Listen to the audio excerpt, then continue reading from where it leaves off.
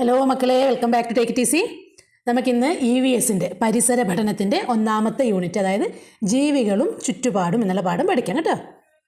അപ്പോൾ ടീച്ചറുടെ ചാനൽ ആദ്യമായിട്ട് കാണുന്ന മക്കളാണെങ്കിൽ എല്ലാവരും ലൈക്ക് ചെയ്യുക, വീഡിയോയ്ക്ക് ഇഷ്ടപ്പെട്ട് കഴിഞ്ഞാൽ കൂട്ടുകാർക്കൊക്കെ ഷെയർ ചെയ്യുക, സബ്സ്ക്രൈബും ചെയ്ത് സപ്പോർട്ട് ചെയ്യുക കേട്ടോ. നമുക്ക് നോക്കാമല്ലോ. അപ്പം ജീവികളും ചുറ്റുപാടും. പരിസര നിരീക്ഷണത്തിനായി ഞങ്ങൾ ഇന്ന് തിരഞ്ഞെടുത്തത് ആമ്പൽക്കുളമാണ്. വയൽവരമ്പിലൂടെ യാത്ര ചെയ്ത് കുളക്കരയിലെത്തി. കുളക്കരയിലെ മരത്തണലിൽ നിന്നായിരുന്നു നിരീക്ഷണം. നല്ല തെളിഞ്ഞ വെള്ളം, ആമ്പലുകൾ പൂവിട്ട് നിൽക്കുന്നു. ഏതാനും ജലസസ്യങ്ങളും പായലും മരത്തിൽ നിന്ന് കൊഴിഞ്ഞു വീണ ഇലകളും മറ്റും വെള്ളത്തിൽ കാണാം. കുളക്കരയിൽ പുല്ലുകളും വള്ളിച്ചെടികളും കുറ്റിച്ചെടികളും വളർന്നു നിൽക്കുന്നു. കുറച്ച് മക്കൾ പരിസരം നിരീക്ഷിക്കാൻ വേണ്ടി പോകലാണ്. അതിനവർ തിരഞ്ഞെടുത്തത് ഒരു ആമ്പൽ കുളമാണ്, ആമ്പൽ ചെടികളുള്ള കുളമാണ് കേട്ടോ. അവിടെ എങ്ങനെയാണ് പോയത്? വയൽവരമ്പിലേക്കൂടെ യാത്ര ചെയ്ത് കുളക്കരയിലെത്തി. അവിടെ കുളക്കരയിൽ മരത്തണലിൽ നിന്ന് നിരീക്ഷിക്കാൻ തുടങ്ങി. അപ്പോൾ കുളത്തിലെ വെള്ളം എങ്ങനെയാണ്? നല്ല തെളിഞ്ഞ വെള്ളമാണ്. ആമ്പലുകൾ നിറച്ചും, ആമ്പലുകൾ പൂവിട്ട് നിൽക്കുന്നുണ്ട്, അല്ലേ? പൂത്ത് നിൽക്കുന്ന ആമ്പലുകളുണ്ട്. പിന്നെ ഏതാനും ജലത്തിൽ വളരുന്ന കുറച്ച് സസ്യങ്ങൾ, ചെടികളുണ്ട്. പായൽ, അല്ലേ? എല്ലാ വെള്ളത്തിലും കുറച്ചൊക്കെ പായലുണ്ടാകും. കുളത്തിലൊക്കെ ഒഴുക്കില്ലാത്ത വെള്ളത്തിലൊക്കെ പായൽ കെട്ടിക്കിടക്കും. അങ്ങനെ പായലുണ്ട് കുളത്തിൽ. പിന്നെ അടുത്തുള്ള മരത്തിൽ നിന്ന് വീണ കുറച്ച് ഇലകളൊക്കെ കാണാം. കുളക്കരയിൽ എന്തുണ്ട്? പുല്ലുകളും വള്ളിച്ചെടികളും കുറ്റിച്ചെടികളൊക്കെ വളർന്നു നിൽക്കുന്നത് കാണാം. ഇവിടെ നോക്കി 3-4 കുട്ടികളുണ്ട്, അല്ലേ? കുളത്തിൻ്റെ കരയിൽ പോയി നിൽക്കലാണ്. എന്തൊക്കെയാണ് ഇവിടെ നിങ്ങൾ കാണുന്നത് നോക്കി? എല്ലാവരും പറഞ്ഞു നോക്കൂ, എന്തൊക്കെയാണ് ഉള്ളത്? എന്തൊക്കെ ജീവികളെ കാണുന്നത് വെള്ളത്തിൽ എന്തൊക്കെയാണുള്ളത്? പുറത്ത് എന്തൊക്കെയാണുള്ളത്? എല്ലാവരും പറഞ്ഞു നോക്കി. മരത്തിൻ്റെ മേലെ നോക്കിയേ, ഒരു അണ്ണാരക്കൊട്ടനുണ്ട്, അല്ലേ? അണ്ണാനുണ്ട്, സ്ക്വിരലുണ്ട്. പിന്നെ ഒരു ഓന്തുണ്ട്, അല്ലേ? ഒരു കെമിലിയൻ ഉണ്ട്. ഒരു പക്ഷി പറക്കുന്നുണ്ട്, മഞ്ഞ കളർ പക്ഷിയുണ്ട്. പിന്നെ ഒരു നീല കളർ ബേർഡ് ഉണ്ട്. കുറച്ച് ഫിഷ് ഉണ്ട്, അല്ലേ? നോക്കിയാൽ മത്സ്യങ്ങളില്ല, വെള്ളത്തിൽ ഉണ്ട്. നിറച്ചും ഫ്ലവേഴ്സ് ഉണ്ട്, പൂക്കളുണ്ട്. ആമയുണ്ട്, ടോട്ടോയ്സ് ഉണ്ട്. പിന്നെ ഒരു ക്രെയിൻ എന്ന് പറയും, അല്ലേ? കൊക്കിനെന്താ പറയുക? ക്രെയിൻ എന്ന് പറയും. ബട്ടർഫ്ലൈ ഉണ്ട്. പിന്നെ വേംസ് ഉണ്ട്, ആൻറ്റ് ഉണ്ട്, സ്നെയിൽ ഒച്ച്, അല്ലേ?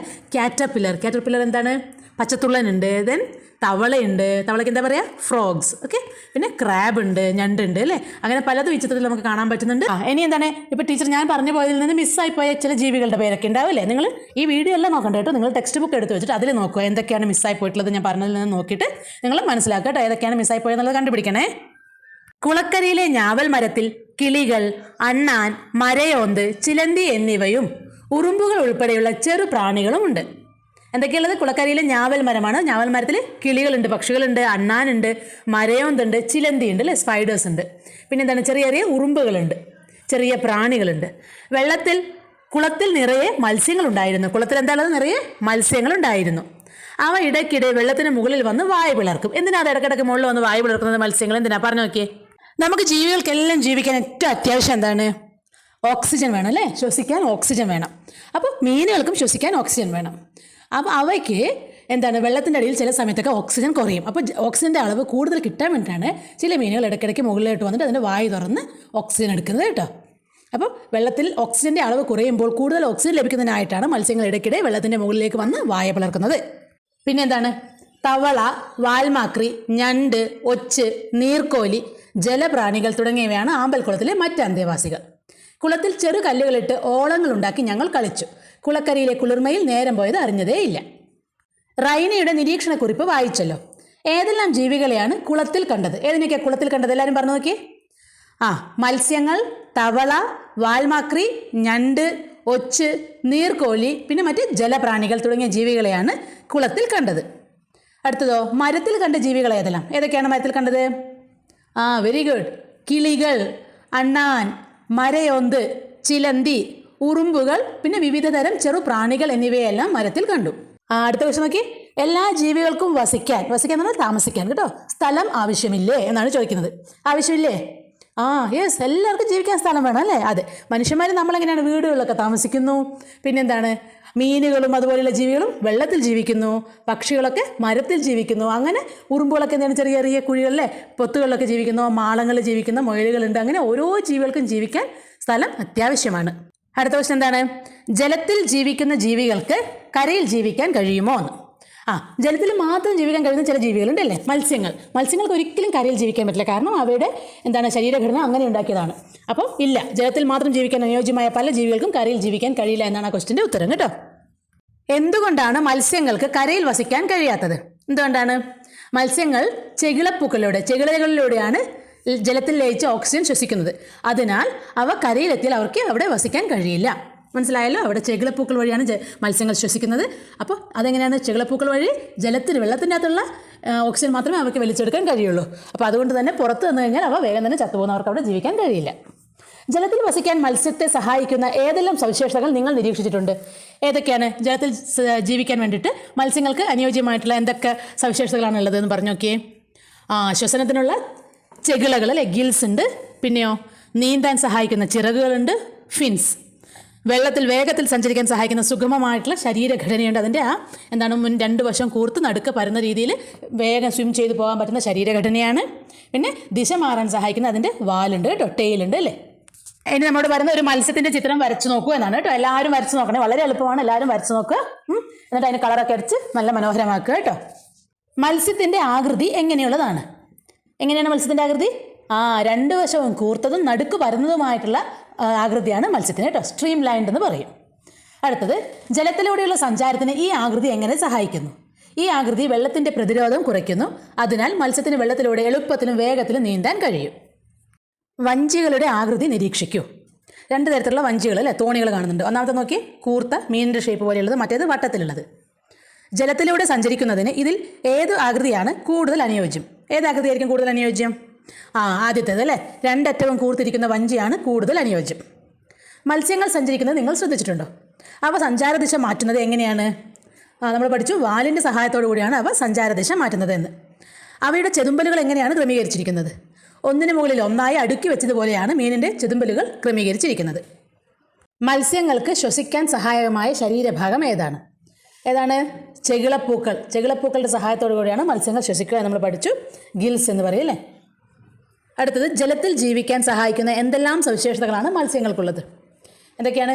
ശരീരത്തിൻ്റെ ആകൃതി, അവയുടെ ചിറകുകൾ, പിന്നെ വാൽ ചിറക്, ചെതുമ്പലുകളുടെ ക്രമീകരണം, വഴുവഴുപ്പ് എന്നിവ ജലത്തിലൂടെ സഞ്ചരിക്കുന്നതിന് മത്സ്യങ്ങളെ സഹായിക്കുന്നു. പഠിച്ചു വെക്കണേ. ശരീരത്തിൻ്റെ ആകൃതി, ചിറകുകൾ, വാൽ ചിറക്, ചെതുമ്പലുകളുടെ ക്രമീകരണം, വഴുവഴുപ്പ് എന്നിവ ജലത്തിലൂടെ സഞ്ചരിക്കുന്നതിന് മത്സ്യങ്ങളെ സഹായിക്കുന്നു. ചെകിളപ്പൂക്കളുടെ സഹായത്തോടെയാണ് മത്സ്യങ്ങൾ ശ്വസിക്കുന്നത്. ശരി, ഇനി നോക്കൂ. മത്സ്യങ്ങളുടെ വിവിധ സവിശേഷതകൾ മനസ്സിലാക്കിയല്ലോ. ഇനി സവിശേഷതയുള്ള ചില സസ്യങ്ങളെ പരിചയപ്പെടാം. ചിത്രങ്ങൾ നിരീക്ഷിക്കും.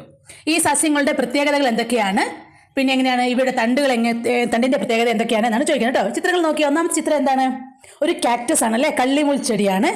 രണ്ടാമത്തത് നമ്മുടെ കറ്റാർ വാഴ ഇനത്തിൽപ്പെട്ട, കറ്റാർ വാഴ അറിയാലോ, അലോവേര, ആ ഇനത്തിൽപ്പെട്ട ഒരു ചെടിയാണ്. അഗാവെ എന്നാണ് പേര് കേട്ടോ. പുറം രാജ്യങ്ങളിലൊക്കെ കാണപ്പെടുന്ന ഒരു സസ്യമാണത്. ഇവയുടെ പ്രത്യേകത നമുക്ക് നോക്കാം. ഈ സസ്യങ്ങളുടെ പ്രത്യേകതകൾ എന്തൊക്കെയാണ്? ഇലകൾ മുള്ളുകളായി രൂപാന്തരപ്പെട്ടിരിക്കുന്നു. നോക്കിയാൽ 2നും ഇലകളൊന്നുമില്ല, പകരം മുള്ളുകളുണ്ട്. ഇലകൾ മുള്ളുകളായി രൂപാന്തരപ്പെട്ടിരിക്കുന്നു. തണ്ടുകൾ എങ്ങനെയാണ്? വളരെ കട്ടിയുള്ളതാണ്, മാംസളവുമാണ്. അതിൻ്റെ ഉള്ളിൽ നിറച്ചും ജെല്ല് പോലെ നിറഞ്ഞിട്ട് മാംസളമായിട്ടുള്ളതാണ്. കറ്റാർ വാഴ കണ്ടിട്ടുണ്ടാവില്ലേ? നിങ്ങൾക്ക് വീട്ടിലുണ്ടാവില്ലേ കറ്റാർ വാഴ? അത് പൊട്ടിച്ച് നോക്കി എങ്ങനെയാണ് ഉണ്ടാവുക? ഉള്ളിൽ നല്ല ജെല്ല് പോലെ ഉണ്ടാവും, പുറത്തൊക്കെ മുള്ളുണ്ടാവും, നല്ല തണ്ട് കട്ടിയുള്ള തണ്ടായിരിക്കും. ഈ തണ്ടിൽ വെള്ളം സംഭരിച്ചു വെക്കാൻ കഴിയും. വരണ്ട കാലാവസ്ഥയിൽ ജീവിക്കാൻ ഇത് അനുയോജ്യമാണ്. തണ്ടിൻ്റെ പ്രത്യേകത എന്താണ്? തണ്ട് കട്ടിയുള്ളതും മാംസളവുമാണ്. അതിൽ വെള്ളം സംഭരിച്ചു വെക്കാൻ കഴിയും കേട്ടോ. നേരത്തെ പറഞ്ഞ പോയിന്റ് തന്നെ. മറ്റു ചെടികളിൽ നിന്ന് വ്യത്യസ്തമായ എന്തെല്ലാം പ്രത്യേകതകളാണ് ഇവയ്ക്കുള്ളത്? ഇവയ്ക്ക് ഇവിടെ ഇലകളില്ല അല്ലേ, ഇവിടെ ഇലകൾ മുള്ളുകളായി മാറിയിരിക്കുന്നു. അതുപോലെ തണ്ടുകളിൽ ധാരാളം വെള്ളം സംഭരിച്ചു വെക്കാൻ കഴിയും. പിന്നെ ഒട്ടും വെള്ളം ലഭിക്കാത്ത അല്ലെങ്കിൽ വരണ്ട ഭൂപ്രകൃതിയിൽ പോലും, വളരെ കുറച്ച് വെള്ളം ലഭിക്കുന്ന ഭൂപ്രകൃതിയിൽ പോലും ഇവയ്ക്ക് അനായാസനം ജീവിക്കാൻ കഴിയും. മരുഭൂമിയിലെ സസ്യങ്ങൾ അഥവാ മരുരൂഹങ്ങൾ കേട്ടോ. മരുഭൂമിയിലെ സസ്യങ്ങൾ ഇലയില്ലാത്തതോ ചെറിയ ഇലകളുള്ളതോ മുള്ളുകളുള്ളതോ ആകാം. അവയുടെ തണ്ടുകൾ കനമുള്ളവയും പച്ച നിറമുള്ളവയും ജലം സംഭരിച്ചു വെക്കാൻ കഴിയുന്നവയുമാണ്. തണ്ടുകളിൽ മെഴുകുപോലെയുള്ള ഒരു ആവരണമുണ്ട്. ഈ ആവരണം ജലനഷ്ടം തടയാൻ അവയെ സഹായിക്കുന്നു. മണ്ണിലേക്ക് വളരെയധികം താഴ്ന്നിറങ്ങാൻ കഴിവുള്ള അവയുടെ വേരുകൾ ആഴത്തിൽ നിന്ന് പോലും ജലം വലിച്ചെടുക്കും. മരുഭൂമിയിലെ സസ്യങ്ങൾ മരുരൂഹങ്ങൾ എന്നാണ് അറിയപ്പെടുന്നത് കേട്ടോ. മേൽ സൂചിപ്പിച്ച സവിശേഷതകളെല്ലാം മരുഭൂമിയിൽ വസിക്കുന്നതിന് അവയെ പ്രാപ്തമാക്കുന്നു. അപ്പോൾ ഒരു ക്വസ്റ്റ്യൻ വരും, മരുരൂഹങ്ങളെ മരുഭൂമിയിൽ വസിക്കുന്നതിന് പ്രാപ്തമാക്കുന്ന കാര്യങ്ങൾ എന്തൊക്കെയാണ്? നമ്മൾ ഇതൊക്കെ എഴുതണം. ഇലകളൊക്കെ മുള്ളുകളായി രൂപാന്തരപ്പെടും, കട്ടിയുള്ള തണ്ടുകളുണ്ട്, തണ്ടുകൾക്കിടയിൽ എന്താണ്? വെള്ളം ശേഖരിച്ചു വെക്കാൻ കഴിയും. പിന്നെ തണ്ടുകളിൽ മെഴുകു പോലെയുള്ള ഒരു ആവരണമുണ്ട്, ഇത് ജലം നഷ്ടപ്പെടുന്നതിനെ പോവാണ്ട് സഹായിക്കുന്നു. പിന്നെ മണ്ണിലേക്ക് വളരെയധികം താഴ്ന്നിറങ്ങാൻ കഴിവുള്ള ഇവയുടെ വേരുകൾ ആഴത്തിൽ നിന്ന് പോലും ജലം വലിച്ചെടുക്കാൻ സഹായിക്കുന്നു എന്നൊക്കെ എഴുതണം കേട്ടോ. യെസ്, അപ്പോൾ പറഞ്ഞോ, മരുഭൂമിയിലെ സസ്യങ്ങളുടെ പേരെന്താണ്? മരുരൂഹങ്ങൾ, മറക്കരുത്. ഇനി ഒരു ക്വസ്റ്റ്യൻ ഇങ്ങനെ ചോദിക്കലാണ്, കള്ളിമുൾ ചെടിയെ മരുഭൂമിയിൽ വസിക്കുന്നതിന് സഹായിക്കുന്ന ഘടകങ്ങൾ ഏതെല്ലാമാണ്? നമ്മളിപ്പോൾ പറഞ്ഞ കാര്യങ്ങൾ തന്നെ പറയണം കേട്ടോ. അല്ലെങ്കിൽ തൊട്ട് മുമ്പിലത്തെ പേജിൽ നമ്മൾ പഠിക്കുന്നത് ഇലകൾ രൂപാന്തരപ്പെട്ടിരിക്കുന്ന മുള്ളുകളായി രൂപാന്തരപ്പെട്ടിരിക്കുന്ന കാര്യം പറയണം, കട്ടിയുള്ള മാംസത്തിൻ്റെ കാര്യം പറയണം, പിന്നെ എന്താണ് ആ വഴുവഴുപ്പുള്ള അല്ലേ മാംസളമായിട്ടുള്ള കാര്യം പറയണം, പിന്നെ എന്താണ് മെഴുകു പോലെയുള്ള ആവരണത്തിൻ്റെ കാര്യമൊക്കെ പറയണം. ശരി, ഓക്കെ. അടുത്തത് എന്താണെന്ന് നോക്കി, അനുകൂലനം. എന്താണ് അനുകൂലനം അഥവാ അഡാപ്റ്റേഷൻ. സസ്യങ്ങൾക്കും ജന്തുക്കൾക്കും അവ ജീവിക്കുന്ന ചുറ്റുപാടിന് അനുയോജ്യമായ ശാരീരിക സവിശേഷതകളുണ്ട്. ഒരു ജീവിക്ക് അതിൻ്റെ വാസസ്ഥലത്ത് ജീവിക്കുന്നതിന് സഹായകമായ ശാരീരിക സവിശേഷതയാണ് അനുകൂലനം. പറഞ്ഞു നോക്കൂ, ഒരു ജീവിക്ക് അതിൻ്റെ വാസസ്ഥലത്ത് ജീവിക്കുന്നതിന് സഹായമായ ശാരീരിക സവിശേഷതയാണ് അനുകൂലനം കേട്ടോ. ഇതിൻ്റെയൊക്കെ ചെറിയ ചെറിയ ക്വസ്റ്റ്യൻ ആൻസേഴ്സ് ആയിട്ട് ഷോർട്ട് ആൻസേഴ്സ് ആയിട്ട് തരുന്നുണ്ട് കേട്ടോ, അതും പഠിക്കണേ. ഇനി നോക്കിയേ, തണ്ടുകളിലെ വായു അറകളുടെ സഹായത്തോടെയാണ് ഞങ്ങൾ വെള്ളത്തിൽ പൊങ്ങിക്കിടക്കുന്നത്. ആരാ പറയുന്നത്? ആമ്പൽ ചെടിയാണ് കേട്ടോ. ആമ്പൽ ചെടി അപ്പോൾ എങ്ങനെയാണ് വെള്ളത്തിൽ പൊങ്ങിക്കിടക്കുന്നത്? അവയുടെ തണ്ടുകളിലുള്ള വായു അറകളുടെ സഹായത്തോടു കൂടിയാണ് ആമ്പൽ ചെടികൾ വെള്ളത്തിൽ പൊങ്ങിക്കിടക്കുന്നത്. അപ്പോൾ എന്താ തവള പറയുന്നത് നോക്കി, വിരലുകൾ തമ്മിൽ ചർമ്മത്താൽ ബന്ധിച്ചിരിക്കുന്നത് മൂലം വെള്ളത്തിലൂടെ നീന്താൻ ഞങ്ങൾക്ക് എളുപ്പം കഴിയും. എങ്ങനെയാണ്? തവളകളുടെ വിരലുകൾ കണ്ടുണ്ട്, ആ ചിത്രത്തിൽ തന്നെ നോക്കി കാണുന്നുണ്ട് അല്ലേ? ഓരോ വിരലിൻ്റെ ഇടയ്ക്ക് ചർമ്മം ഇങ്ങനെ ബന്ധപ്പെട്ടിട്ടുണ്ടാവും, ഇങ്ങനെ എന്താണ് കണക്ട് ചെയ്തിട്ടുണ്ടാവും. സോ അതുകൊണ്ട് തന്നെ അവർക്ക് വെള്ളത്തിൽ നീന്താൻ വേണ്ടി എളുപ്പം കഴിയും. ഇനി ആമ്പലും തവളയും തമ്മിലുള്ള സംഭാഷണം ശ്രദ്ധിച്ചല്ലോ, അവയുടെ കൂടുതൽ അനുകൂലങ്ങൾ ചർച്ച ചെയ്ത് എഴുതുമെന്നാണ്. ഓക്കെ, നോക്കി ഇതൊക്കെയാണ് കേട്ടോ. ആമ്പൽ ചെടി വീതിയേറിയ ഇലകളുണ്ട്, അവ വെള്ളത്തിൽ പൊങ്ങിക്കിടക്കാൻ സഹായിക്കുന്നു. തണ്ടിൽ വായു അറകളുണ്ട്, അവയും വെള്ളത്തിൽ പൊങ്ങിക്കിടക്കാൻ സഹായിക്കുന്നു. ഇലകളിൽ സൂക്ഷ്മരന്ധ്രങ്ങൾ അഥവാ സ്റ്റൊമാറ്റ ഉണ്ട്, മുകൾ ഭാഗത്തായിട്ടുണ്ട്. നീളമുള്ള തണ്ട് വെള്ളത്തിൻ്റെ ഉപരിതലത്തിലെത്താൻ ആമ്പലിന് സഹായിക്കുന്നു കേട്ടോ. ഇതൊക്കെയാണ് ആമ്പലിൻ്റെ പ്രത്യേകതകൾ. വായിച്ച് പഠിച്ചു വെച്ചോളെ. വീതിയേറിയ ഇലകളുണ്ട്, പിന്നെന്താണ് തണ്ടിൽ വായു അറകളുണ്ട്, നീളമുള്ള ഇലകളിൽ സുഷിരരന്ധ്രങ്ങളുണ്ട്, പിന്നെന്താണ് നീളമുള്ള തണ്ട് വെള്ളത്തിൻ്റെ മുകൾ ഭാഗത്തേക്ക് അല്ലേ ഈ പൂവിനെയും ചെടിയൊക്കെ മേലെ കൊണ്ടുവരാൻ വേണ്ടി ആ നീളമുള്ള തണ്ട് സഹായിക്കുന്നു, ഉപരിതലത്തിലെത്താൻ സഹായിക്കുന്നു. ഇനി തവളകളുടെ പ്രത്യേകത എന്താണ്? വിരലുകൾക്കിടയിൽ ചർമ്മമുണ്ട്, ശക്തമായ പിൻകാലുകൾ ചാടാനും നീന്താനും സഹായിക്കുന്നു. പിന്നെന്താണ്? കണ്ണുകളും മൂക്കും തലയുടെ മുകൾ ഭാഗത്തായതിനാൽ വെള്ളത്തിൽ മുങ്ങിക്കിടക്കുമ്പോഴും പുറത്തുള്ള കാര്യങ്ങൾ അറിയാൻ കഴിയും അല്ലേ. നനവുള്ള ചർമ്മം ശ്വസനത്തിന് സഹായിക്കുന്നു. എന്തൊക്കെയാണ് പ്രത്യേകതകൾ നോക്കുക? വിരലുകൾക്കിടയിലുള്ള ചർമ്മം നീന്താൻ സഹായിക്കും, ശക്തമായ പിൻകാലുകളുള്ളതുകൊണ്ട് ശക്തിയിലെടുത്ത് ചാടാൻ വേണ്ടി ദൂരെ ചാടാൻ കഴിയും അല്ലേ. ചാടാൻ സഹായിക്കുന്നു. പിന്നെ ഇങ്ങനെ കണ്ണും മൂക്കും ഒക്കെ തലയുടെ മേലെയാണ്. തവളേൻ്റെ കണ്ണ് കണ്ടിട്ടില്ല, അങ്ങ് മേലെയാണ് ഉണ്ടാവുക, നമ്മളെ പോലെ നെറ്റിക്ക് താഴെയല്ല ഉണ്ടാവുക, മേലെ ഉണ്ടാവുക. സോ അതുകൊണ്ട് തന്നെ വെള്ളത്തിൽ തലഭാഗം മാത്രം ഇങ്ങനെ പൊങ്ങിക്കിടക്കും, എന്നിട്ട് മേലെ നടക്കുന്ന കാര്യങ്ങളൊക്കെ അറിയാനുള്ള കഴിവും തവളയ്ക്കുണ്ട്. പിന്നെ എന്താണ്? അവയുടെ നനവുള്ള ചർമ്മം ശ്വസനത്തിന് സഹായിക്കുന്നു. ചിത്രങ്ങൾ നിരീക്ഷിക്കൂ. ചിത്രത്തിലെ ജീവികൾ എവിടെയെല്ലാമാണ് വസിക്കുന്നത്? ഒന്നാമത്തെ ചിത്രം എന്താണ്? ഒരാടാണ് അല്ലേ. ആട് എവിടെയാണ് വസിക്കുക? കരയിലാണ് ആട് താമസിക്കുക. രണ്ടാമത്തേത് ഒരു ചെമ്മീനാണ് അല്ലേ, പ്രോൺസ്, ചെമ്മീനാണ്. അതെവിടെയാണ് താമസിക്കുന്നത്? വെള്ളത്തിലാണ്. മൂന്നാമത്തേത് ആരാണ്? ആമ എവിടെയാണ് താമസിക്കുക? ആമനെ വെള്ളത്തിലും കാണാൻ പറ്റും, കരയിലും കാണാൻ പറ്റും. മനസ്സിലായല്ലോ? കരയിലും വെള്ളത്തിലും ജീവിക്കാൻ പറ്റുന്ന ഒരു ജീവികളിൽ ഒന്നാണ് ആമ കേട്ടോ. ഇനി നിങ്ങൾക്ക് പരിചിതമായ മറ്റു ജീവികളുടെ പേരുകൾ എഴുതി പട്ടിക പൂർത്തിയാക്കൂ. കരയിൽ ജീവിക്കുന്നവ, വെള്ളത്തിൽ ജീവിക്കുന്നവ, കരയിലും വെള്ളത്തിലും ജീവിക്കുന്നവ. കരയിൽ ജീവിക്കുന്നവയൊക്കെ പശു, നായ, പൂച്ച, ആന. വെള്ളത്തിൽ ജീവിക്കുന്നവ മത്സ്യം, തിമിംഗലം, നീരാളി, കടൽക്കുതിര. കരയിലും വെള്ളത്തിലും ജീവിക്കുന്നവ തവള, മുതല, താറാവ്, ആമ തുടങ്ങിയവ. നോക്കൂ, മരുഭൂമിയിൽ ദിവസങ്ങളോളം വെള്ളം കുടിക്കാതെ ജീവിക്കാൻ ഞങ്ങളെ സഹായിക്കുന്നത് മുതുകിലെ കൊഴുപ്പാണ്. ആരാ പറയുന്നത്? ഒട്ടകം അല്ലേ. യെസ്, ഒട്ടകത്തിൻ്റെ മുതുകിലുള്ള ഈ കാണുന്നുണ്ടല്ലോ, ചിത്രം കാണുന്നില്ല, അതിലെ ആ കൊഴുപ്പാണ് എന്താണ് മരുഭൂമിയിൽ ഒരുപാട് നാൾ വേണമെങ്കിൽ വെള്ളം കുടിക്കാതെ ഒട്ടകങ്ങൾക്ക് ജീവിക്കാൻ കഴിയും. അതുപോലെ പെൻഗ്വിൻ പറയുന്നത് നോക്കൂ, ത്വക്കിനടിയിലെ കൊഴുപ്പാണ് ധ്രുവപ്രദേശത്തെ അതിശൈത്യത്തിൽ നിന്ന് ഞങ്ങളെ സംരക്ഷിക്കുന്നത്. എന്താണ്? ധ്രുവപ്രദേശത്ത് ഭയങ്കര തണുപ്പുണ്ടാവും അല്ലേ, അത് ഐസ് കട്ടകളാണ്.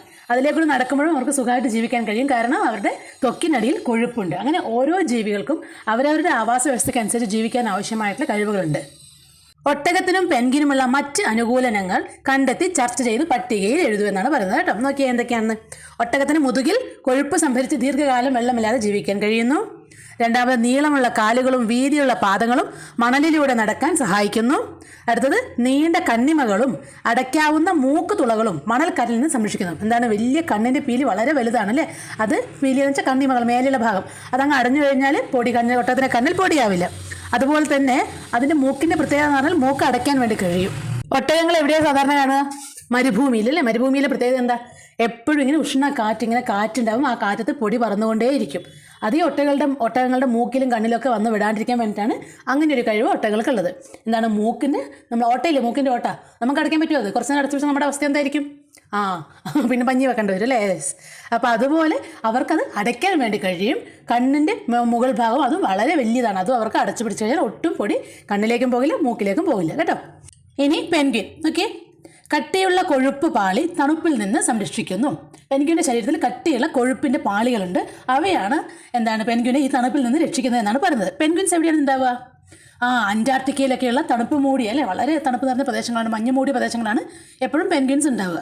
അപ്പോൾ അവിടെ ജീവിക്കണമെങ്കിൽ അവരുടെ ശരീരം അതുമായിട്ട് പൊരുത്തപ്പെട്ടതായിരിക്കണം. നമുക്ക് അവിടെ പോയി നിൽക്കാൻ പറ്റുമോ? കുറച്ച് ദിവസം നിൽക്കായിരിക്കില്ല, കുറച്ച് നേരം നിൽക്കാൻ പറ്റുമായിരിക്കില്ല, ദിവസമല്ല കുറച്ച് നേരം. അതും അതിനുള്ള സ്വെറ്ററും കാര്യങ്ങളും അങ്ങനെ അത്രയും വെൽ ആണെങ്കിൽ കുറച്ച് നേരം നിൽക്കാൻ പറ്റും. അത് കഴിഞ്ഞ് നമുക്ക് അവിടെ ജീവിക്കാൻ കഴിയില്ല, ബിക്കോസ് നമ്മുടെ ശരീരം അതിനുവേണ്ടി അനുയോജ്യമായിട്ടുള്ളതല്ല. പക്ഷേ പെൻഗ്വിനുകളുടെ ശരീരം എങ്ങനെയാണ്? അതിനുവേണ്ടി വെൽ അഡാപ്റ്റഡ് ആയിട്ടുള്ള ശരീരമാണ് അവരുടേത്. പിന്നെ നീന്താൻ അനുയോജ്യമായ ഫ്ലിപ്പർ പോലുള്ള ചിറകുകളുണ്ട്. വളരെ നീന്താൻ സഹായിക്കുന്ന ചിറകുകളുണ്ട്. പെൻഗ്വിനെ മഞ്ഞിലേക്ക് ചെറുതായിട്ട് നീന്തി പോകുന്ന കണ്ടിട്ടുണ്ടോ? എഴിഞ്ഞ് പോകുന്ന പോലെ കണ്ടിട്ടുണ്ടോ? യെസ്. പിന്നെയോ, ജലത്തിലൂടെ എളുപ്പം സഞ്ചരിക്കാൻ അനുയോജ്യമായ ശരീരഘടനയാണ് പെൻഗ്വിനുള്ളത്. വെള്ളം കുടിക്കാതെയും ഒരു ജീവിതം. കങ്കാരു എലി. മരുഭൂമിയിൽ കാണപ്പെടുന്ന ഒരു ചെറിയ ജീവിയാണ് കങ്കാരു എലി. എന്താണ് കങ്കാരു എലി? എവിടെ കാണപ്പെടുന്നത്? മരുഭൂമിയിൽ കാണപ്പെടുന്നു. മരുഭൂമിയിൽ ജീവിക്കുന്നതിനുള്ള നിരവധി അനുകൂലനങ്ങൾ ഇതിനുണ്ട്. പകൽ സമയത്തെ ചൂട് അതിജീവിക്കുന്നതിന് വളരെ ആഴത്തിൽ മാളങ്ങൾ ഉണ്ടാക്കി അതിനുള്ളിൽ ജീവിക്കുന്നു. എങ്ങനെയാണ് കങ്കാരു എലി പകൽ സമയത്തെ ചൂടിനെ അതിജീവിക്കുക? വളരെ ആഴത്തിൽ, ഭൂമിയുടെ അടിയിലേക്ക് വളരെ ആഴത്തിൽ മാളങ്ങൾ ഉണ്ടാക്കി പകൽ സമയം മൊത്തം അതിനുള്ളിൽ ജീവിക്കുന്നു. രാത്രി കാലങ്ങളിലാണ് ഇര തേടുന്നത്. ഒട്ടും തന്നെ വെള്ളം കുടിക്കാതെ ജീവിക്കാൻ ഇവയ്ക്ക് കഴിയും. പ്രധാന ആഹാരമായ ധാന്യങ്ങളിൽ നിന്നും വിത്തുകളിൽ നിന്നും ശരീരത്തിലെ കൊഴുപ്പിൽ നിന്നും ഇവയ്ക്ക് ആവശ്യമായ ജലം ലഭിക്കുന്നു. എവിടെ നിന്നൊക്കെയാണ് കങ്കാരു ജലം ലഭിക്കുന്നത്? അതിൻ്റെ പ്രധാന ആഹാരങ്ങളായ ധാന്യങ്ങൾ, വിത്തുകൾ, പിന്നെ അവയുടെ തന്നെ ശരീരത്തിലെ കൊഴുപ്പ്, ഇതിൽ നിന്നെല്ലാം കങ്കാരു എലിക്ക് ആവശ്യമായ ജലം ലഭിക്കുന്നു. വിയർപ്പിലൂടെയും മൂത്രത്തിലൂടെയുമുള്ള ജലനഷ്ടം വളരെ കുറവാണ്. നീളം കൂടിയ പിൻകാലുകൾ ഉപയോഗിച്ച് കങ്കാരുവിനെ പോലെ ചാടിച്ചാടിയാണ് സഞ്ചരിക്കുന്നത്. കവിൾ ഭാഗത്തുള്ള സഞ്ചിയിൽ ധാന്യങ്ങളും വിത്തുകളും ശേഖരിച്ചു വെക്കാനും കങ്കാരു എലികൾക്ക് കഴിയും. ഓക്കെ. ഇനി നമ്മൾ കാണുന്നത് ഒരു കൊക്കിനെ ഒരു മീനിനെയാണ് അല്ലേ? യെസ്. എന്താ പറയുന്നത്? രണ്ടാളും നോക്കാം. ഞങ്ങൾക്ക് ജീവിക്കാൻ ആവശ്യമായതെല്ലാം വയലിലുണ്ടെന്ന് കൊക്ക് പറയുമ്പോൾ മീന് പറയലാണ് ഞങ്ങൾക്ക് ജീവിക്കാൻ വേണ്ടതെല്ലാം കുളത്തിലുണ്ടല്ലോ എന്ന്, അല്ലേ? യെസ്. അപ്പോൾ വയലിലാണ് കൊക്കിൻ്റെ ജീവിതമാർഗ്ഗം ജീവിക്കാൻ പറ്റുന്നത്. മീൻ എവിടെയാണ്? കുളത്തിലാണ്. കൊക്കിന് വയലിൽ നിന്നും എന്തെല്ലാമാണ് ലഭിക്കുന്നത്? കൊക്കിന് ചെറുജീവികൾ ലഭിക്കും. മീനുകളെ, തവളകളെ, പുഴുക്കളെയൊക്കെ തിന്നാൻ കിട്ടും. മത്സ്യത്തിന് കുളത്തിൽ നിന്ന് എന്തെല്ലാം ലഭിക്കുന്നു? വാസസ്ഥലം, അതായത് വസിക്കാനുള്ള സ്ഥലം കിട്ടും, വെള്ളം കിട്ടും, ഭക്ഷണം കിട്ടും, ജീവിക്കാൻ ആവശ്യമായ ഓക്സിജൻ കിട്ടും, അല്ലേ? ഇതെല്ലാം മത്സ്യത്തിന് കുളത്തിൽ നിന്നും ലഭിക്കുന്നു. ഇനി നോക്കി, ഒരു ജീവി വസിക്കുന്ന ചുറ്റുപാടാണ് അതിൻ്റെ വാസസ്ഥലം അഥവാ ആവാസം, ഹാബിറ്റാറ്റ് എന്നറിയപ്പെടുന്നത്. എന്താണ് വാസസ്ഥലം അഥവാ ആവാസം? ഒരു ജീവി വസിക്കുന്ന ചുറ്റുപാടാണ് അതിൻ്റെ ആവാസം. ജീവിയുടെ നിലനിൽപ്പിന് ആവശ്യമായ എല്ലാ ഘടകങ്ങളും ആവാസത്തിലുണ്ട്. കുളം, പുഴ, വയൽ എന്നിവ ആവാസങ്ങൾക്ക് ഉദാഹരണങ്ങളാണ്. മനസ്സിലായല്ലോ? ആവാസങ്ങൾക്ക് കൂടുതൽ ഉദാഹരണം കണ്ടെത്തി എഴുതാനാണ് പറയുന്നത് കേട്ടോ. എന്തൊക്കെയാണ്? വൃക്ഷം, അല്ലേ? മരം. പിന്നെ കാട് ഒരു ആവാസ വ്യവസ്ഥയാണ്. മരുഭൂമി, കടൽ, ധ്രുവപ്രദേശങ്ങൾ, അതൊക്കെ വിവിധതരം ആവാസ വ്യവസ്ഥകളാണ്. ഓക്കെ. ഇനി താഴെ ചിത്രം തന്നെയാണ്. ചിത്രം നിരീക്ഷിക്കൂ. വിവിധതരം ആവാസങ്ങൾ ഏതൊക്കെയാണ് അകത്തുള്ളതെന്ന് കാണുന്നില്ലേ? കാടുണ്ട്, മരങ്ങളുണ്ട്, കടലുണ്ട്, വെള്ളമുണ്ട്, അല്ലേ? മരുഭൂമിയുണ്ട്, പെൻഗ്വിൻ താമസിക്കുന്ന ധ്രുവപ്രദേശങ്ങൾ അഥവാ തണുപ്പേറിയ സ്ഥലങ്ങളുണ്ട്, എല്ലാം ഇതിനകത്ത് കാണുന്നുണ്ട് കേട്ടോ. ചിത്രത്തിൽ കാണുന്ന വിവിധതരം ആവാസങ്ങൾ ഏതെല്ലാം പേരുകൾ എഴുതി നോക്കുക എന്നാണ് പറയുന്നത്. നമ്മൾ ഏതെല്ലാം കിട്ടിയത്? അവിടെ മരങ്ങളുണ്ട്, കാടുകളുണ്ട്, മരുഭൂമിയുണ്ട്, ധ്രുവപ്രദേശമുണ്ട്, കടലുണ്ട്, അല്ലേ? പിന്നെ വൃക്ഷങ്ങൾ പറഞ്ഞില്ലേ? വൃക്ഷങ്ങൾ പറഞ്ഞു. യെസ്. അതൊക്കെയാണ് എഴുതേണ്ടത് കേട്ടോ. ഇനി എന്താ പറയുന്നത് നോക്കിയാൽ, വയൽ ഒരു ആവാസമാണല്ലോ. അതിൽ ജീവനുള്ളതും ജീവനില്ലാത്തതുമായ നിരവധി ഘടകങ്ങളുണ്ട്. ഏതെല്ലാമാണവ? ചർച്ച ചെയ്യുക. വയലിൽ കാണുന്ന ജീവനുള്ള വസ്തുക്കൾ എന്തൊക്കെയാണ്? സസ്യങ്ങൾ, ചെടികൾക്കെല്ലാം ജീവനുള്ളതാണ്. പലതരത്തിലുള്ള ചെടികളുണ്ട്. പിന്നെയോ തവളയുണ്ടാകാം, ചെറിയ ചെറിയ മീനുകളുണ്ടാകാം, പാമ്പുണ്ടാകും, ഞണ്ടുണ്ടാകും, പുഴുക്കളുണ്ടാകും, പുൽച്ചാടികളുണ്ടാകും, അങ്ങനെ മണ്ണര, അങ്ങനെ പലതും ഉണ്ടാവും, അല്ലേ? ജീവനുള്ളവയായിട്ട്. ഇനി ജീവനില്ലാത്തവ എന്തൊക്കെയാണ് അവിടെ ഉണ്ടാവുക? മണ്ണിന് ജീവനില്ല, അല്ലേ? പിന്നെ വായു, സൂര്യപ്രകാശം, കല്ല്, ഇതിനൊന്നും ജീവനില്ലാത്തവയാണ് കേട്ടോ. ഇനി പ്രകൃതിദത്തമായ ആവാസങ്ങളുമുണ്ട്, മനുഷ്യനിർമ്മിതമായിട്ടുള്ള ആവാസങ്ങളുമുണ്ട് കേട്ടോ. പ്രകൃതിദത്തമായ ഒരു ആവാസത്തിന് ഉദാഹരണം പറയാൻ പറഞ്ഞത് ഏതാണ്? വനം, അല്ലേ? വനം ഒരു പ്രകൃതിദത്ത ആവാസത്തിന് ഉദാഹരണമാണ്. ഇനി സ്കൂളിൽ ഉണ്ടാക്കുന്ന ഉദ്യാനം, ജൈവ വൈവിധ്യമായിട്ടുള്ള ഉദ്യാനം എന്തിനുള്ള എക്സാമ്പിളാണ്? പറഞ്ഞു. സ്കൂളിൽ ഉദ്യാനം ആരുണ്ടാക്കിയതാണ്? നമ്മൾ ഉണ്ടാക്കിയതാണ്, അല്ലേ? അപ്പോൾ അതൊരു മനുഷ്യനിർമ്മിതമായിട്ടുള്ള ആവാസ വ്യവസ്ഥയാണ്. അപ്പോൾ മനസ്സിലായില്ലേ എന്താണ് മനുഷ്യനിർമ്മിതവും എന്താണ് പ്രകൃതിദത്തം എന്നുള്ളത്? തന്നെ പ്രകൃതിയിലുണ്ടാവുന്നതാണ് പ്രകൃതിദത്തമായിട്ടുള്ളത്. മനുഷ്യന്മാർ നമ്മൾ ഉണ്ടാക്കുന്നതൊക്കെ മനുഷ്യനിർമ്മിതം കേട്ടോ. അപ്പോൾ പറഞ്ഞ നമ്മൾ പ്രകൃതിദത്ത ആവാസങ്ങളും മനുഷ്യനിർമ്മിത ആവാസങ്ങളും, അല്ലേ? പ്രകൃതിദത്ത ആവാസങ്ങൾക്ക് ഉദാഹരണങ്ങൾ എന്തൊക്കെയാണ് പറഞ്ഞേ? മരങ്ങൾ, കാടുകൾ, ചെടികൾ, പുഴ, മരുഭൂമി, കടൽ, അല്ലേ? എല്ലാം എന്തിനും ഉദാഹരണങ്ങളാണ്? പ്രകൃതിദത്തമായിട്ടുണ്ടായവയാണ്. എന്നാൽ നമ്മൾ മനുഷ്യന്മാരുണ്ടാക്കുന്ന ആവാസങ്ങൾ ഏതൊക്കെയാണ്? പറയും മക്കളെ, നിങ്ങൾ പറഞ്ഞു നോക്കൂ. Very good. യെസ്. വീട്, നമ്മുടെ വീട് നമ്മൾ ഉണ്ടാക്കുന്നതാണ്, അല്ലേ? മൃഗശാല നമ്മൾ ഉണ്ടാക്കുന്ന ആവാസ വ്യവസ്ഥയാണ്. കോഴിക്കോട് നമ്മൾ ഉണ്ടാക്കി കൊടുക്കുന്നതാണ്. അക്വേറിയം, തൊഴുത്ത്, പശുക്കളുടെ തൊഴുത്ത്, അതൊക്കെ എന്താണ്? മനുഷ്യനിർമ്മിതമായ ആവാസങ്ങളാണ് കേട്ടോ. ഇനി ഒരു ആവാസത്തിൽ ജീവനുള്ളതും ജീവനില്ലാത്തതുമായ നിരവധി ഘടകങ്ങളുണ്ട്. സസ്യങ്ങൾ, ജന്തുക്കൾ, സൂക്ഷ്മജീവികൾ എന്നിവ ജീവനുള്ള ഘടകങ്ങൾക്ക് ഉദാഹരണമാണ്. മണ്ണ്, വായു, ജലം, സൂര്യപ്രകാശം തുടങ്ങിയവയാണ് ജീവനില്ലാത്ത ഘടകങ്ങളിൽ പ്രധാനപ്പെട്ടവ. ഇനി എന്താ പറയുന്നത് നോക്കുക മക്കളെ, പ്രധാനമായിട്ട് എന്താണ്? വായു, ജലം, മണ്ണ് തുടങ്ങിയ സൂര്യപ്രകാശം തുടങ്ങിയ ജീവനില്ലാത്ത ഘടകങ്ങളെയും ജീവനുള്ള വസ്തുക്കൾ എന്താണ് അവയുടെ സഹായത്തോടു കൂടിയാണ് ജീവിക്കുന്നത്. അവയെ ആശ്രയിക്കേണ്ടുന്ന അവസ്ഥ പലപ്പോഴും വരാറുണ്ട്. അവയുടെ ആശ്രയം ഉണ്ടെങ്കിൽ മാത്രമേ ജീവനുള്ള വസ്തുക്കൾ ജീവിക്കാൻ പറ്റൂ എന്നുള്ളതാണ് ഏറ്റവും വലിയ സത്യം, അല്ലേ? ഈ ഒരു ചിത്രം നോക്കി, എന്തൊക്കെയാണ് തന്നിട്ടുള്ളത് ചിത്രത്തിൽ? ഒരു കുളമുണ്ട്, ചെടിയുണ്ട്, കാറ്റർപില്ലർ എന്താണ് പച്ചത്തുള്ളനുണ്ട്, തവളയുണ്ട്, പാമ്പുണ്ട്, ഗരുഡനുണ്ട്, അല്ലേ? പരുന്തുണ്ട്, സൂര്യനുണ്ട്. സോ ഇതൊക്കെ എല്ലാം തമ്മിൽ ബന്ധപ്പെട്ട് കിടക്കുകയാണ്, അല്ലേ? ഒരു ചെടി വളരണമെങ്കിൽ സൂര്യപ്രകാശം ആവശ്യമാണ്. സൂര്യപ്രകാശം ഉള്ള മാത്രമേ ചെടിക്ക് വളരാൻ കഴിയുള്ളൂ. അങ്ങനെയുള്ള ചെടിയുടെ ഇലകളെ ആര് തിന്നുന്നു? ഒരു പച്ചത്തുള്ളൻ തിന്നുന്നു, പച്ചത്തുള്ളനെ തവള തിന്നുന്നു, തവളയെ പാമ്പ് തിന്നുന്നു, പാമ്പിനെ പരുന്ത് തിന്നുന്നു, അല്ലേ? അതെ. അതുപോലെ അടുത്തത് നോക്കൂ, ചെടിക്ക് വളരണമെങ്കിൽ എന്താവശ്യമുണ്ട്? വെള്ളം വേണം. അപ്പോൾ വെള്ളത്തിൻ്റെ സഹായത്തോടു കൂടി ചെടി വളരുന്നു. ചെടിയെ എഗെയിൻ സെയിം നമ്മൾ പറഞ്ഞ റൊട്ടേഷൻ തന്നെ. അടുത്തത് നോക്കൂ, കുളത്തിൽ എന്തുണ്ട്? കുറേ മീനുകളുണ്ട്. മീനിനെ ആര് തിന്നുന്നു? തവള തിന്നുന്നു, തവളയെ പാമ്പ് തിന്നുന്നു, പാമ്പിനെ പരുന്ത് തിന്നുന്നു, അല്ലേ? ഇങ്ങനെ ഓരോന്നും തമ്മിൽ ബന്ധപ്പെട്ട് പരസ്പരം ആശ്രയിച്ചാണ് ഈ ഭൂമിയിൽ ജീവിക്കുന്നത്. ആവാസ വ്യവസ്ഥ, എക്കോസിസ്റ്റം. ജീവനുള്ള ഘടകങ്ങളും ജീവനില്ലാത്ത ഘടകങ്ങളും പരസ്പര ആശ്രയത്വത്തിൽ കഴിയുന്ന ചുറ്റുപാടാണ് ആവാസ വ്യവസ്ഥ. പഠിച്ചു വെക്കണേ, എന്താണ് ആവാസ വ്യവസ്ഥ എന്ന്?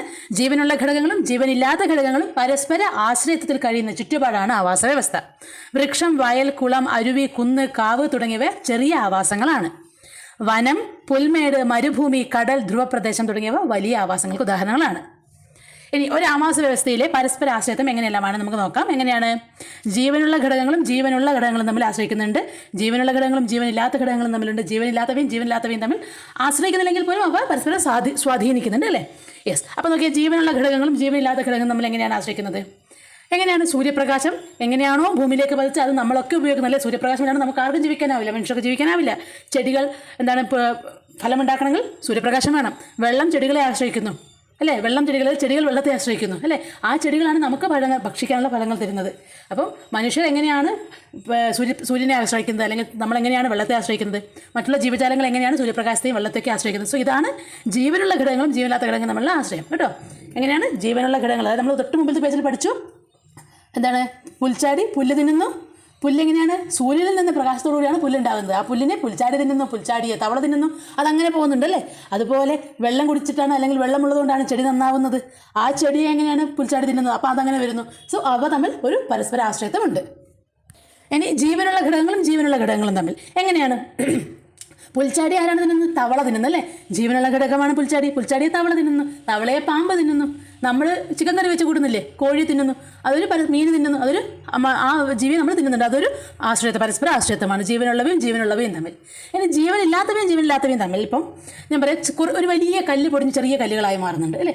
അതുപോലെ അത് പൊടിഞ്ഞ് മണ്ണുകളായി മാറുന്നു. പുഴയൊഴുകിയിട്ടാണ് കടലുണ്ടാകുന്നത്.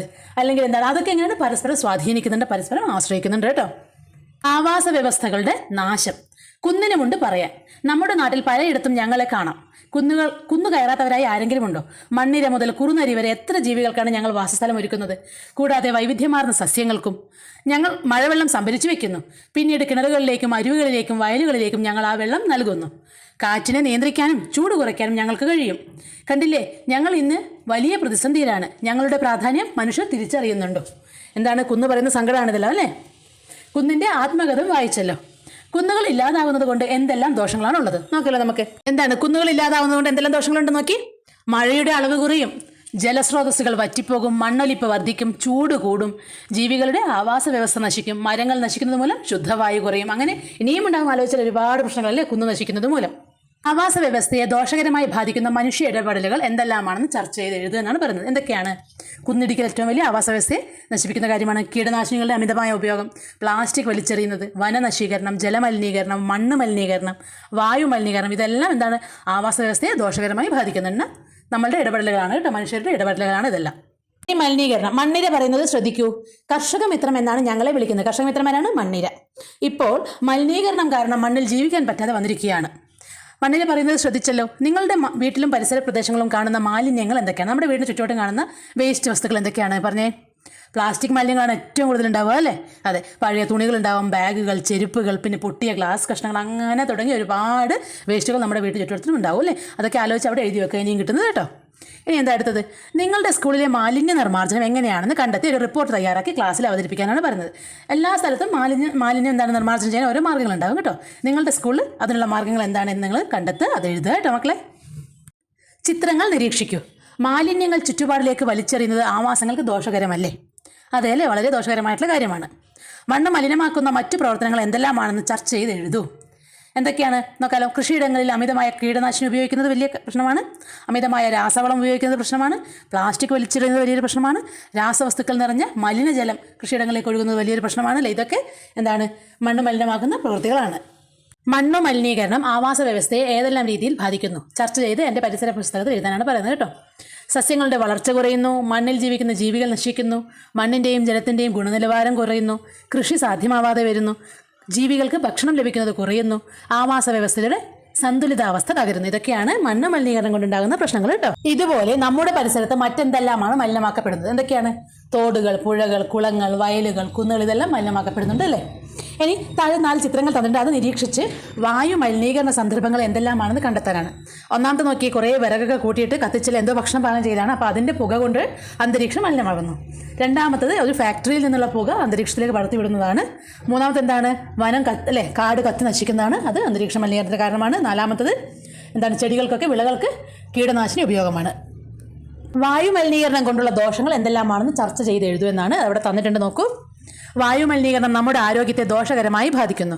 ഓരോ വർഷവും വായു മലിനീകരണം മൂലം വിവിധ രോഗങ്ങൾ ബാധിച്ച് ഏകദേശം 70 ലക്ഷം മനുഷ്യർ ലോകത്ത് നിന്ന് മരിക്കുന്നുണ്ട്. മനുഷ്യരെ മാത്രമല്ല, മൃഗങ്ങളെയും സസ്യങ്ങളെയും വായു മലിനീകരണം ദോഷകരമായി ബാധിക്കും. കാർഷിക വിളകൾ കുറയുന്നത്, ആസിഡ് മഴ, ആഗോള താപനം, ഓസോൺ പാളിയുടെ നാശം എന്നിവയെല്ലാം വായു മലിനീകരണത്തിന്റെ ദോഷഫലങ്ങളാണ്. ഈ ചിത്രങ്ങൾ നിരീക്ഷിക്കൂ എന്നാണ് പറയുന്നത്. 2 ചിത്രങ്ങളാണ്. നോക്കി എന്തൊക്കെയാണ്? ആ ഒരു ബോട്ട് പോകുന്നുണ്ട്. മറ്റൊന്ന് എന്താണ്? പുഴയിലേക്കൊക്കെ മലിനജലം ഒഴുകി വരുന്നതൊക്കെയാണ് അല്ലേ? നമുക്ക് നോക്കാം എന്താണെന്നുള്ളത് അല്ലേ. ജലം മലിനമാകുന്ന സാഹചര്യങ്ങളാണ് ഇവയൊക്കെ കേട്ടോ. എന്തൊക്കെയാണ്? ഫാക്ടറികളിലെ മാലിന്യങ്ങൾ ജലാശയങ്ങളിൽ ഒഴുകുന്നത്, മാലിന്യങ്ങളും പ്ലാസ്റ്റിക്കും വെള്ളത്തിൽ നിക്ഷേപിക്കുന്നത്, കീടനാശിനികളും രാസവളങ്ങളും വെള്ളത്തിൽ കലരുന്നത്, മലിനജലം നദികളിലേക്കും കുളങ്ങളിലേക്കും ഒഴുകുന്നത്, എണ്ണയും മറ്റ് രാസവസ്തുക്കളും വെള്ളത്തിൽ കലരുന്നത്, ഇതൊക്കെ എന്താണ്? ജലം മലിനമാകാനുള്ള സാഹചര്യങ്ങളാണ്. ജലം മലിനമാകുന്നത് ജീവികളെയും മനുഷ്യരെയും എങ്ങനെയെല്ലാം ബാധിക്കും? എങ്ങനെയൊക്കെയാണ്? ജലജീവികളെല്ലാം നശിച്ചു പോലെ, ജലത്തിലുള്ള ജീവികളെല്ലാം നശിച്ചു പോകുന്നു, രോഗങ്ങൾ പടർന്നു പിടിക്കും, ശുദ്ധജലത്തിൻ്റെ ലഭ്യത കുറയും, സസ്യങ്ങളുടെ വളർച്ചയെ അത് ബാധിക്കും, ആവാസ വ്യവസ്ഥയുടെ സന്തുലിതാവസ്ഥ തകരുന്നു. ഇങ്ങനെയൊക്കെയാണ് ജലം മലിനമാകുന്നതുകൊണ്ട് നമ്മളെ അത് ബാധിക്കുന്നത്. വിവിധ രാസപദാർത്ഥങ്ങളുടെ സാന്നിധ്യം മൂലം ജലം മലിനമാകുന്നു. മലിനജലം വിവിധ ആരോഗ്യ പ്രശ്നങ്ങളും രോഗങ്ങളും ഉണ്ടാക്കുന്നു. വ്യവസായശാലകളിൽ നിന്നും വീടുകളിൽ നിന്നുമുള്ള മാലിന്യങ്ങൾ, പ്ലാസ്റ്റിക് മാലിന്യങ്ങൾ, കീടനാശിനികൾ, മറ്റു രാസവസ്തുക്കൾ, പെട്രോളിയം എന്നിവ ജലമലിനീകരണത്തിന് കാരണമാകുന്നു. ജലത്തിൽ ഓക്സിജന്റെ അളവ് കുറയുന്നത് മലിനീകരണം മൂലമാണ്. ഇത് ജലത്തിൽ വസിക്കുന്ന ജീവികളുടെ ജീവന് തന്നെ ഭീഷണിയാണ്. മനസ്സിലാവുന്നില്ലേ? ആ രാസപദാർത്ഥങ്ങളൊക്കെ ജലത്തിൽ കലരുമ്പോൾ ജലമൊക്കെ മലിനമാകും, അവിടെയുള്ള ജീവജാലങ്ങളൊക്കെ ചത്തുപോകുന്നു. പിന്നെ എന്താണ്? നമ്മൾ പ്ലാസ്റ്റിക് മാലിന്യം വലിച്ചെറിയുമ്പോൾ അവിടെയുള്ള മീനുകളും അതൊക്കെ ചത്തുപോകും, നിങ്ങൾക്ക് നീന്താനൊന്നും പറ്റാണ്ട് ചത്തുപോകുന്നു, അവിടെയുള്ള ചെടികൾ നശിക്കുന്നു. പിന്നെ കീടനാശിനികളുടെ ഉപയോഗമൊക്കെ വളരെ മോശമാണെന്നാണ് പറയുന്നത്. പിന്നെ എന്താണ്? പെട്രോളിയം പോലെയുള്ള കെമിക്കൽ ഉപയോഗിക്കുന്നത് അല്ലേ? എണ്ണ വസ്തുക്കൾ ഉപയോഗിക്കുന്നത് മോശമാണ് വെള്ളത്തിന്. ഇതൊക്കെ ജലത്തിൻ്റെ ഓക്സിജൻ്റെ അളവ് കുറയും, അവിടെയുള്ള ജീവികൾ മരിച്ചു പോവുകയും ചെയ്യുന്നു, ചത്തുപോവുകയും ചെയ്യുന്നു. ആദിയുടെ ഡയറി കുറിപ്പ് വായിക്കാം. കലി തുള്ളിയ പ്രകൃതി. കുന്നിൻ ചെരുവിലായിരുന്നു ഞങ്ങളുടെ വീട്. 30/7/2024 എഴുതാണ്. നന്നായി മഴ കിട്ടുന്ന പ്രദേശമാണ് ഞങ്ങളുടേത്. ഇടവപ്പാതി തോരാതെ പെയ്യുന്നുണ്ട്. ശക്തമായ മഴയാണ്. പുഴയിൽ ജലനിരപ്പ് ഉയർന്നിട്ടുണ്ട്. ഇനിയും ജലനിരപ്പ് ഉയർന്നാൽ വീട്ടിൽ വെള്ളം കയറും. സന്ധ്യയായപ്പോൾ തീവ്രമായ മഴ തുടങ്ങി. വൈദ്യുതിയില്ല. മഴ തുടർന്നാൽ എന്ത് സംഭവിക്കുമെന്ന് ഞങ്ങൾക്ക് ഭയമുണ്ടായിരുന്നു. അപകട മുന്നറിയിപ്പുകൾ ഞങ്ങൾ ശ്രദ്ധിക്കുന്നുണ്ടായിരുന്നു. വീട്ടിലെ വളർത്തുമൃഗങ്ങൾ അസ്വസ്ഥരായി ശബ്ദമുണ്ടാകുന്നത് ശ്രദ്ധയിൽപ്പെട്ടു. അപകടം മനസ്സിലാക്കി അച്ഛനും അമ്മയും ഞങ്ങളെ ദൂരെയുള്ള ബന്ധുവിൻ്റെ വീട്ടിലേക്ക് കൊണ്ടുപോയി.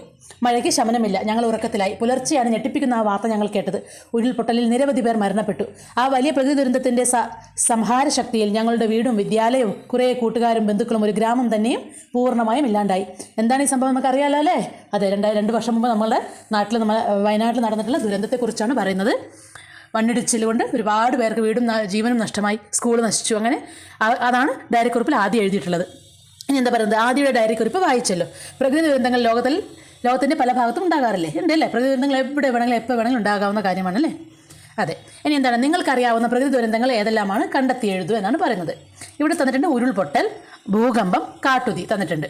ഇനി നമുക്ക് ഏതൊക്കെ അറിയാം? വെള്ളപ്പൊക്കം ഉണ്ടായിട്ടുണ്ട് 2018 അല്ലേ? വെള്ളപ്പൊക്കം, ചുഴലിക്കാറ്റ്, മണ്ണിടിച്ചിൽ, അഗ്നിപർവ്വത സ്ഫോടനങ്ങൾ ഉണ്ടാകാം, വരൾച്ച, ഇതൊക്കെ പ്രകൃതി ദുരന്തങ്ങളാണ് കേട്ടോ. ഇനി പ്രകൃതി ദുരന്തങ്ങൾ പരിസ്ഥിതിക്കും ജീവജാലങ്ങൾക്കും വലിയ നാശനഷ്ടം ഉണ്ടാക്കുന്നു. സ്വാഭാവിക കാരണങ്ങളാലോ മനുഷ്യൻ്റെ ഇടപെടൽ വഴിയോ പ്രകൃതി ദുരന്തങ്ങൾ ഉണ്ടാകാം കേട്ടോ. പ്രകൃതി ദുരന്തങ്ങൾ എങ്ങനെയുണ്ടാവും? മനുഷ്യൻ്റെ ഇടപെടൽ. മണ്ണിടിച്ചിൽ എങ്ങനെയുണ്ടാകുന്നത്? നമ്മൾ JCB ഒക്കെ വെച്ച് മണ്ണിൻ്റെ അടിഭാഗം മാന്തി കൊടുക്കും. അങ്ങനെ മണ്ണിന് ഭൂമിക്ക് എന്താണ് കുന്നിനെവിടെ നിൽക്കാനാവേണ്ട, അത് ഇടിഞ്ഞ് പൊഴിഞ്ഞ് വീഴും. അതിൻ്റെ താഴെയുള്ള വീടുകളൊക്കെ നശിപ്പിക്കും, ജീവനൊക്കെ അത് ഹാനികരമായി ബാധിക്കും അല്ലേ? അങ്ങനെ മനുഷ്യൻ്റെ ഇടപെടൽ മൂലം പ്രകൃതി ദുരന്തം ഉണ്ടാകും. അല്ലാണ്ട് ഭൂകമ്പമൊക്കെ ഉണ്ടാകുന്നത് എന്താണ്? പ്രകൃതിയിൽ നിന്നുണ്ടാകുന്നതാണ് അല്ലേ? അങ്ങനെ പല രീതിയിലും പ്രകൃതി ദുരന്തങ്ങൾ ഉണ്ടാകാം.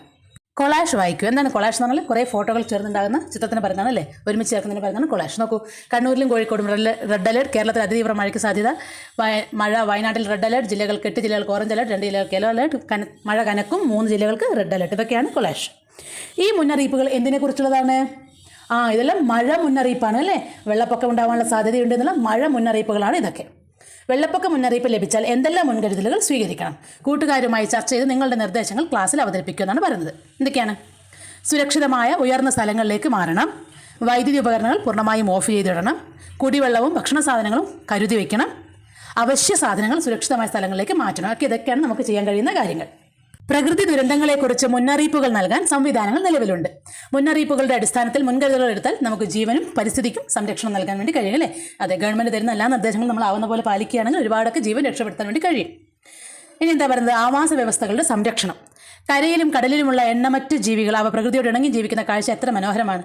ജീവികൾ അവയുടെ ഭക്ഷണവും വാസസ്ഥലവും കണ്ടെത്തുന്നത് ആവാസ വ്യവസ്ഥയിൽ നിന്നാണ്. ജീവികൾ അവയുടെ ഭക്ഷണവും വാസസ്ഥലവും കണ്ടെത്തുന്നത് ആവാസ വ്യവസ്ഥയിൽ നിന്നാണ്. ആവാസ വ്യവസ്ഥകളാണ് ജീവൻ്റെയും ജൈവ വൈവിധ്യത്തിൻ്റെയും നിലനിൽപ്പിന് ആധാരം. ആവാസ വ്യവസ്ഥകളുടെ സംരക്ഷണം നമ്മുടെ കടമയാണ്. ആവാസ വ്യവസ്ഥയുടെ സംരക്ഷണ പ്രവർത്തനങ്ങൾ നമുക്കും പങ്കുചേരാം. നമ്മുടെ ഭൂമി, നമ്മുടെ ഭാവി, നാം തന്നെ സംരക്ഷകർ. പാലിക്കാം നമുക്ക് ഹരിത ചട്ടങ്ങൾ കേട്ടോ. അതേപോലെ നമ്മളൊക്കെ ദൃഢപ്രതിജ്ഞ എടുക്കുക, നമ്മുടെ ഭൂമി നമ്മൾ സംരക്ഷിക്കുമെന്ന്. അതിന് നോക്കി വിലയിരുത്താം. ജീവികളെ അവയുടെ ആവാസ വ്യവസ്ഥയുമായി ബന്ധിപ്പിക്കുക. ജീവികൾ നോക്കി, തിമിംഗലം എന്താണ് ആവാസ വ്യവസ്ഥ? സമുദ്രം, പെൻഗ്വിൻ ധ്രുവപ്രദേശം, പുള്ളിമാൻ കാട് അല്ലേ, വനം, ഒട്ടകം, മരുഭൂമി. അടുത്ത നോക്കൂ, നിങ്ങളുടെ പ്രദേശത്തെ ഒരു ആവാസ വ്യവസ്ഥ സന്ദർശിച്ച് അവിടെ കാണപ്പെടുന്ന ജീവികളുടെ പേരെഴുതാനാണ് പറയുന്നത് കേട്ടോ. അവയുടെ പരസ്പര ആശ്രയത്തെക്കുറിച്ചും എഴുതും. നമുക്കിവിടെ ആവാസ വ്യവസ്ഥയുടെ ഒരു കുളം എടുക്കാം. കുളത്തിൽ കാണപ്പെടുന്ന ജീവികൾ ഏതൊക്കെയാണ്? മത്സ്യം, തവള, പിന്നെ പായലുണ്ട്, ജലസസ്യങ്ങളുണ്ട്, കൊക്കുണ്ട് അല്ലേ? ഇതൊക്കെ എടുക്കാം. പിന്നെ അവരുടെ പരസ്പര ആശ്രയത്വം എങ്ങനെയാണ്? മത്സ്യം പായലും ചെറുജീവികളും തിന്ന് ജീവിക്കുന്നു. തവള ചെറിയ ജീവികളെയും പ്രാണികളെയും ഭക്ഷിക്കുന്നു. കൊക്ക് മത്സ്യങ്ങളെയും തവളകളെയും ഭക്ഷിക്കുന്നു. ഈ ജലസസ്യങ്ങളൊക്കെ എങ്ങനെയാണ്? മത്സ്യങ്ങൾക്ക് ഭക്ഷണവും അഭയവും നൽകുന്നു. അങ്ങനെ അവയെല്ലാം അങ്ങോട്ടും ഇങ്ങോട്ടും പരസ്പരം ആശ്രയിച്ച് ജീവിക്കുന്നു. ഇനി താഴെ കാണുന്ന ജീവികളെ അവയുടെ അനുകൂലമായി എന്താണ് വരച്ച് യോജിപ്പിക്കുക. തവള ത്വക്കിലൂടെ ശ്വസനം നടത്തുന്നു. രണ്ടാമത്തെ എന്താണ്? മത്സ്യമാണ് അല്ലേ? ചികിളപ്പൂക്കളുടെ സഹായത്തോടു കൂടി ശ്വസിക്കുന്നു. മൂന്നാമത്തെ ഒരു ആമ്പൽപ്പൂവാണ്. ഇലകൾക്ക് മെഴുകു പോലെയുള്ള വസ്തുവിൻ്റെ ആവരണമുണ്ട്. നാലാമത്തെ എന്താണ്? ഒട്ടകമാണ്. ഒട്ടകം മണലിൽ പുതഞ്ഞു പോകാതെ പകരുന്ന പാദങ്ങളുണ്ട്. അഞ്ചാമത്തെ കള്ളിമുൾച്ചെടിയാണ്. കാണ്ഡത്തിൽ അല്ലെങ്കിൽ തണ്ടിൽ ജലം ശേഖരിച്ച് വെക്കാൻ കഴിയുന്നു. ഇതാണ് ഇങ്ങനെയാണ് വരച്ചു കൊടുക്കേണ്ടത് കേട്ടോ, യോജിപ്പിക്കേണ്ടത് കേട്ടോ. അപ്പോൾ അത്രയേ ഉള്ളൂ ആക്ടിവിറ്റി, അത്രയേ ഉള്ളൂ ഈ ഒരു പാഠമക്കൾ. അതിനകത്തുള്ള എല്ലാ വർക്കുകളും നമ്മൾ ചെയ്തിട്ടുണ്ട്. ഇനി തുടർ പ്രവർത്തനം നിങ്ങൾ ചെയ്യേണ്ടതാണ്. ടീച്ചർ പറയുകയാണെങ്കിൽ ചെയ്യുക കേട്ടോ. അപ്പോൾ അത്രയേ ഉള്ളൂ. എല്ലാവർക്കും വീഡിയോ ഇഷ്ടപ്പെട്ട് കഴിഞ്ഞാൽ എന്താണ്, വീഡിയോ ലൈക്ക് ചെയ്യുക, കൂട്ടുകാർക്കൊക്കെ ഷെയർ ചെയ്ത് സബ്സ്ക്രൈബ് ചെയ്ത് സപ്പോർട്ട് ചെയ്യുക കേട്ടോ. താങ്ക് യു മക്കളെ.